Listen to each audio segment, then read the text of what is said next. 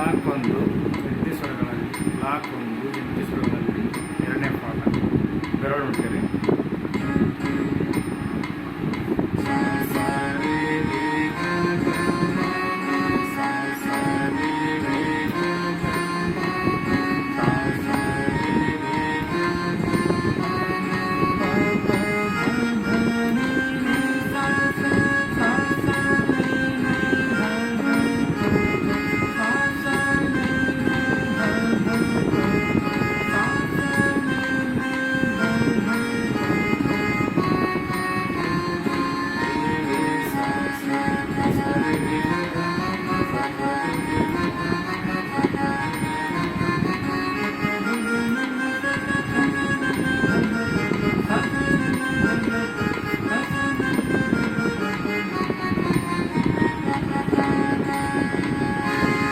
ಇದ್ರಂಗೆ 2 ಸರಿ ಹೋಗಿ ಸ್ಪೀಡು ನಿಮಗೆ. ನೀವು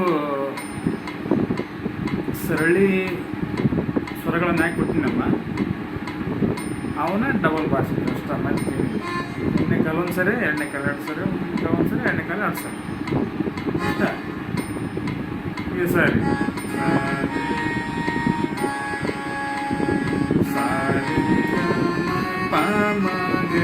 ಐತಲ್ಲ,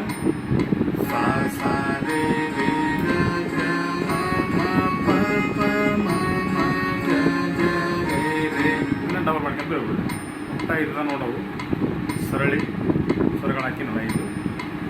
ಇದನ್ನು ಹೀಗೆ ಡಬಲ್ ಮಾಡ್ಕೊಂಡು ಅದೇ ಜಂಟಿ ಸ್ವರ. ಮುಂದೆ ನಿಮ್ಗೆ ಅಲಂಕಾರ ಬರ್ತೋ ಅಲಂಕಾರ ನಾನು ಹೇಳ್ತೀನಿ.